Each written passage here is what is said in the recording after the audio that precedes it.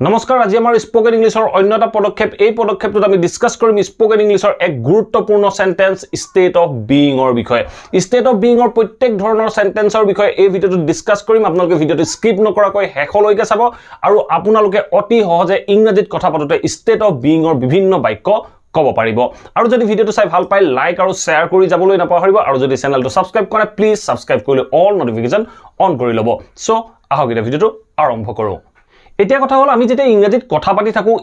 কথা পাতি থাকোতে আমি ষ্টেট অফ বিইং অৰ বিভিন্ন সেন্টেন্স বিভিন্ন টেন্সত কব লগা হয় কেতিয়াবা আমি কোনোবাটো সেন্টেন্স প্ৰেজেন্টত কব লগা হয় বা পাষ্টত কব লগা হয় বা ফিউচাৰতো কিছুমান সেন্টেন্স কব লগা হয় সো আমি প্ৰেজেন্টত কেনেদৰে কম পাষ্টত কেনেদৰে কম ফিউচাৰত কেনেদৰে কম তাৰ বিষয়ে আমি জানিব লাগিব সো সদায় মনত ৰাখিব প্ৰেজেন্ট টেন্সত যেতে ষ্টেট অফ বিইং অৰ কোনোবাটা সেন্টেন্সৰ বিষয়ে কবলৈ যাব তেনেকুৱা ক্ষেত্ৰত আপুনি সাবজেক্টৰ পাছত এম ইজ আৰু are এই তিনিটা verb ইউজ কৰিব লাগিব আপুনি প্ৰেজেন্ট টেন্সৰ বাবে আপুনি প্ৰেজেন্ট টেন্সত ইউজ কৰিব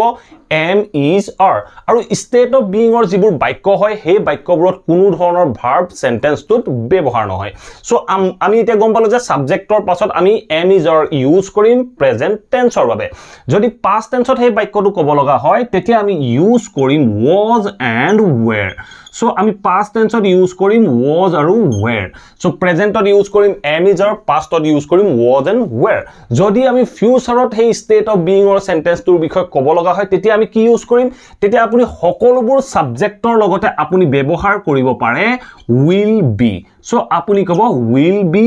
future state of being or কাৰণে future state of being or কাৰণে আপুনি ক'ব will be past or state of being or কাৰণে আপুনি ক'ব was were আৰু present or state of being or কাৰণে আপুনি ব্যৱহাৰ কৰিব am is are subjectৰ পাছত এই verb কেটা ব্যৱহাৰ হ'ব সো কেনেদৰে ব্যৱহাৰ হ'ব কেইটামান এক্সাম্পল চাও এক্সাম্পলৰ মাধ্যমেৰে আমি বুজিলে সহজে বুজি পাম এতিয়া এইখিনিতে এটা কথা মনত ৰাখিব ষ্টেট অফ বিইং অৰ যিবোৰ সেন্টেন্স হয় সেই সেন্টেন্স বোৰে কোনো এটা বস্তুৰ বা কোনো এজন ব্যক্তিৰ অৱস্থিতি বা অৱস্থাৰ বিষয়ে বৰ্ণনা কৰিব যিবোৰ বাক্যই কোনো এটা বস্তু বা কোনো এজন ব্যক্তিৰ অৱস্থিতিৰ বিষয়ে বৰ্ণনা কৰে তেনেকুৱা বাক্যবোৰক ষ্টেট অফ বিইং বুলি কোৱা হয় সো ফাৰ্স্ট এক্সাম্পলটো চাওক ফাৰ্স্ট এক্সাম্পলটো কি কৈছে the cat is under the table the cat is under the table so বাক্যটো কি কৈছে the cat is মেকুৰীটো আছে কোট আছে under the table টেবুলখনৰ তলত আছে সো মেকুৰীটোৰ অৱস্থিতিৰ বিষয়ে ক'লে মেকুৰীটোৰ অৱস্থিতি প্ৰেজেন্টৰ অৱস্থিতিৰ বিষয়ে বৰ্ণনা কৰিলে the cat is under the table মেকুৰীটো টেবুলখনৰ তলত আছে যদি এই বাক্যটো আপুনি নিগেটিভ কৰি ক'ব লগা হয় আপুনি কেনেদৰে ক'ব আপুনি ক'ব লগা হ'ল যে মেকুৰীটো টেবুলখনৰ তলত নাই সো তেতিয়া আপুনি কি কৰিব এই যেটো is আছে is টোৰ পাছত আপুনি not ইউজ কৰিব তেতিয়া আপুনি ক'ব the cat is not under the table the cat is not under the table মেকুৰীটো টেবুলখনৰ তলত নাই যদি আপুনি এটো পাষ্টত ক'ব লগা হয় তেতিয়া আপুনি is টোৰ ঠাইত আপুনি ব্যৱহাৰ কৰিব was be verb to so আমি is or past form was পাম তেতিয়া আমি কম the cat was under the table মেকুৰীটো টেবুলখনৰ তলত আছিল ঠিক আছে নেক্সট এক্সাম্পলটো চাওক নেক্সট এক্সাম্পলটো কি কৈছে she is in a meeting so বাক্যটো চাওক কি কৈছে she is in a meeting বাক্যটো কৈছে সি তাইৰ কথা কৈছে কোনোবা এগৰাকী মহিলাৰ কথা কৈছে মহিলা গৰাকীৰ বৰ্তমানৰ স্থিতি বা অৱস্থিতিৰ বিষয়ে বৰ্ণনা কৰিছে বাক্যটোৱে কৈছে she is in a meeting তাই এখন মিটিংত আছে যদি আপুনি বাক্যটোত ক'ব লগা হয় তাই এখন মিটিংত নাই তেতিয়া আপুনি কি ক'ব is not ব্যৱহাৰ কৰিব isৰ পিছত not ক'ব আপুনি ক'ব she is not in a meeting she is not in a meeting তাই এখন মিটিংত নাই যদি এই বাক্যটো পাষ্টত কয় তেতিয়া আপুনি কি ক'ব আপুনি ক'ব লাগিব she was in a meeting she was in a meeting তাই এখন মিটিংত আছিল ঠিক আছে নেক্সট সেন্টেন্সটো চাওক নেক্সট সেন্টেন্সটো কি কৈছে he is married তেওঁ বিবাহিত বুলি কৈছো সো এই তেওঁৰ বিষয়ে বৰ্ণনা কৰিলে কোনোবা এজন পুৰুষৰ অৱস্থিতিৰ বিষয়ে ক'লে তেওঁ বিবাহিত তেওঁৰ যেটো অৱস্থিতি তেওঁৰ যেটো স্থিতি তাৰ বিষয়ে বৰ্ণনা কৰি ক'লে যে he is married তেওঁ বিবাহিত নহয় বুলি ক'লে আমি কম he is not married তেওঁ বিবাহিত নহয় তেওঁ বিবাহিত নাছিল বুলি ক'লে আমি কম he wasn't married তেওঁ বিবাহিত নাছিল বা তেওঁ বিবাহিত আছিল বুলি ক'লে আমি কম he was married সো আপুনি অকল be verb টোহে এই বাক্যবোৰত চেঞ্জ কৰিব লাগে এতিয়া চাওক এই বাক্যটোকে আমি অন্য এক ধৰণেও ক'ব পাৰোঁ আমি ক'ব পাৰোঁ যে তেওঁ 10 বছৰ ধৰি বিবাহিত বা তেওঁ বিয়া পতাত 10 বছৰ হ'ল তেওঁ বিয়া পতাত 10 বছৰ হ'ল বুলি ক'বলৈ যাওঁতে আমি বাক্যটো কেনেদৰে ক'ম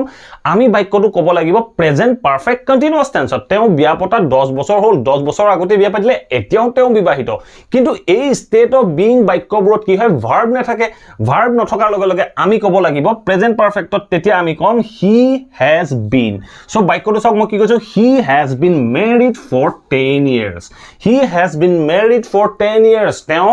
বিয়া পতা 10 বছৰ হ'ল বা তেওঁ 10 বছৰ দিন ধৰি বিবাহিত সো এনে ধৰণে আমি বাক্যখিনি ক'ব লাগিব তেওঁ ঠিক আছে এতিয়া আমি চাও নেক্সট এটা বাক্য ফিউচাৰ টেন্সৰ বাক্যটো চাওক কি কৈছে he will be in the room so বাক্যটো চাওক কি কৈছে he will be in the room তেওঁ ৰুমত থাকিব এই বাক্যটোৱে দ্বাৰা আমি ভৱিষ্যতৰ ষ্টেট অফ বিংৰ কথা কৈছো তেওঁ ক'ত থাকিব বুলি আপুনি সুধিছে আপুনি কৈছে যে তেওঁ ৰুমত থাকিব তেওঁৰ ভৱিষ্যতৰ অৱস্থিতিৰ বিষয়ে কৈছো তেওঁ ভৱিষ্যতৰ স্থিতিৰ বিষয়ে কৈছো তেতিয়া আমি বাক্যটো ক'ম he will be in the room তেওঁ ৰুমত থাকিব ঠিক তেনে ধৰণে আমি ক'ব পাৰোঁ he will be a teacher তেওঁ এজন শিক্ষক হ'বগৈ মানে ভৱিষ্যতত তেখেতৰ স্থিতি বা অৱস্থিতিৰ বিষয়ে কৈছো ঠিক তেনে ধৰণে আমি ক'ব পাৰোঁ he will be a doctor তেওঁ এজন ডক্টৰ হ'বগৈ এনে ধৰণে আমি ভৱিষ্যতৰ কাৰণে will be ব্যৱহাৰ কৰি আমি ভৱিষ্যতৰ ষ্টেট অফ বিংৰ সেন্টেন্সবোৰ ক'ব পাৰোঁ এতিয়া চাও আমি ষ্টেট অফ বিংৰ যিবোৰ বাক্য হয় এই বাক্যবোৰত আমি মডেল ভাৰ্ব ইউজ কৰোঁ যেতিয়া মডেল ভাৰ্ব ইউজ কৰোঁ বাক্যটোৱে ডাইৰেক্টলি নহয় ইনডাইৰেক্টলি কোনোবা এটা বস্তুৰ অৱস্থিতিৰ বিষয়ে বৰ্ণনা কৰে মানে বাক্যবোৰৰ দ্বাৰা সম্ভাৱনাৰ কথা ব্যক্ত কৰা হয় এতিয়া কথা হ'ল আমি মডেল ভাৰ্ব ষ্টেট অফ বিংৰ সেন্টেন্সবোৰত কেনেদৰে ব্যৱহাৰ কৰিম সো আপুনি যেতিয়া কোনো এটা ষ্টেট অফ বিংৰ সেন্টেন্সত মডেল ভাৰ্ব ব্যৱহাৰ কৰিবলৈ যাব সদায় মনত ৰাখিব মডেল ভাৰ্বৰ পিছত আপুনি বি ব্যৱহাৰ কৰিব লাগিব প্ৰেজেন্ট টেন্সৰ বাবে আপুনি যেতিয়া বাক্যটো প্ৰেজেন্ট টেন্সত ক'বলৈ যাব তেনেকুৱা ক্ষেত্ৰত আপুনি মডেল ভাৰ্বৰ পিছত বি যেটো বি ভাৰ্ব হয় এই বি টো আপুনি ব্যৱহাৰ কৰিব লাগিব যিকোনো মডেল ভাৰ্ব আপুনি ব্যৱহাৰ কৰিব পাৰে ঠিক আছে যদি আপুনি এই বাক্যবোৰকে পাষ্ট টেন্সত ক'ব লগা হয় তেতিয়া আপুনি ক'ব লাগিব মডেল ভাৰ্বৰ পিছত আপুনি have been ব্যৱহাৰ কৰিব লাগিব সো আপুনি ক'ব model verb plus have been প্ৰথমতে সাবজেক্ট থাকিব সাবজেক্টৰ পাছত আপুনি প্ৰেজেন্ট টেন্সৰ বাবে মডেল ভাৰ্বৰ পিছত বি ইউজ কৰিব আৰু যদি আপুনি পাষ্ট টেন্সত ক'ব বিচাৰে পাষ্ট টেন্সত ক'বলৈ যাওঁতে আপুনি ক'ব লাগিব প্ৰথমতে সাবজেক্ট তাৰ পিছত মডেল ভাৰ্বৰ পিছত আপুনি have been ব্যৱহাৰ কৰি বাক্যটোৰ আদাৰ পাৰ্টখিনি আপুনি সেন্টেন্সটোত এড কৰিব লাগিব সো কেনেদৰে কৰিম তাৰ বাবে দুটা এক্সাম্পল আছে এই এক্সাম্পল দুটা চাওক আপোনালোকে সহজে বুজিব পাৰিব নেক্সট এক্সাম্পল চাওক কি কৈছে he should be there with his parents বাক্যটো কি কৈছে বৰ্তমানৰ সময়ৰ কথা প্ৰকাশ কৰিছে প্ৰেজেন্টৰ কথা সো বাক্যটো কৈছে he should be there হি তাত থকা উচিত কাৰ লগত with his parents তাৰ মাক দেউতাকৰ লগত হি তাত থকা উচিত এই বাক্যটোৰ দ্বাৰা এই অৰ্থটো প্ৰকাশ কৰা হৈছে যেতিয়া should আমি ব্যৱহাৰ কৰো shouldটোৱে উচিত বুজায় সো আমি বাক্যটো কলো যে he should be there with his parents হি তাৰ মাক দেউতাকৰ লগত থকা উচিত সো ইয়াত চাওক মডেল ভাৰ্ব should ব্যৱহাৰ হ'ল should ব্যৱহাৰ হোৱাৰ লগে লগে আমি বি ব্যৱহাৰ কৰিলো আমি বাক্যটো কলো he should be there with his parents এটা চাওক এই মডেল ভাৰ্বটোৰ ঠাইত আপুনি যিকোনো মডেল ভাৰ্ব ইউজ কৰিব পাৰে আপুনি may ইউজ কৰিব পাৰে আপুনি ক'ব পাৰে যে he may be there with his parents মানে বাক্যটো may মানে সাগে তো তেতিয়া আমাৰ বাক্যটোৰ দ্বাৰা সম্ভাৱনাৰ কথা আহিব তেতিয়া আমি কম হি তাত মাক দেউতাকৰ লগত আছে সাগে হি তাত মাক দেউতাকৰ লগত আছে সাগে হ'ব সো এনে ধৰণে আমি মডেল ভাৰ্বৰ লগত বি বিভিন্ন বাক্যত ব্যৱহাৰ কৰিব পাৰো ঠিক আছে নেক্সট সেন্টেন্স চাওক নেক্সট সেন্টেন্স কি কৈছে she may have been there so বাক্যটো চাওক কি কৈছে she may have been there so পাষ্টৰ কাৰণে মই অলৰেডি কৈ আহিলো মডেল ভাৰ্বৰ পিছত আমি may have been ব্যৱহাৰ কৰো বা যিকোনো মডেল ভাৰ্বৰ লগত have been ব্যৱহাৰ কৰো সো মই বাক্যটো কৈছো she may have been there তাই তাত আছিল সাগে সো বাক্যটো চাওক কি কৈছে পাষ্টৰ কথা কৈছে she may have been there তাই তাত আছিল সাগে কাৰ লগত with her friends তাইৰ বন্ধু বান্ধৱীৰ লগত আছিল সাগে সো পাষ্টত যেতিয়া আমি ক'বলৈ যাওঁ তেতিয়া আমি বাক্যটোত have been ব্যৱহাৰ কৰিব লাগিব মডেল ভাৰ্বৰ লগত আমি have been ব্যৱহাৰ কৰিম সো আপুনি এই মডেল ভাৰ্বটোৰ ঠাইত অন্য মডেল ভাৰ্ব ইউজ কৰিব পাৰে আপুনি ক'ব পাৰে যে she should have been there with her parents তাই তাত থকা উচিত আছিল কাৰ লগত with her parents with her friends তাইৰ বন্ধু বান্ধৱীৰ লগত তাই তাত থকা উচিত আছিল তেতিয়া আমি বাক্যটো কম she should have been there with her friends তাইৰ বন্ধু বান্ধৱীৰ লগত তাত থকা উচিত আছিল এনেদৰে আমি ষ্টেট অফ বিইংৰ বিভিন্ন বাক্যৰ কাৰণে আমি মডেল ভাৰ্ব বা বি ভাৰ্ব ব্যৱহাৰ কৰিব পাৰোঁ যদি এই ভিডিওটো ভাল পালে আৰু যদি এই ভিডিওটোৰ পৰা ষ্টেট অফ বিইংৰ বিভিন্ন সেন্টেন্সৰ বিষয়ে শিকিব পাৰিলে প্লিজ এই ভিডিওটো লাইক কৰিব আৰু সকলোৰে মাজত শেয়াৰ কৰি দিয়ক যাতে অসমৰ প্ৰত্যেকজন ছাত্ৰ ছাত্ৰীয়ে ইংৰাজীৰ এই কথাবোৰ শিকিব পাৰে আৰু যদি চেনেলটো সাবস্ক্ৰাইব কৰা নাই প্লিজ সাবস্ক্ৰাইব কৰিলে অল নোটিফিকেশন অন কৰি ল'ব মই যেতিয়াই এনে ধৰণৰ ইংলিশ লাৰ্নিংৰ ভিডিও আনিম আপোনালোকে নোটিফিকেশন পাব আৰু লগে লগে ভিডিওবোৰ চাব পাৰিব thank you for watching this video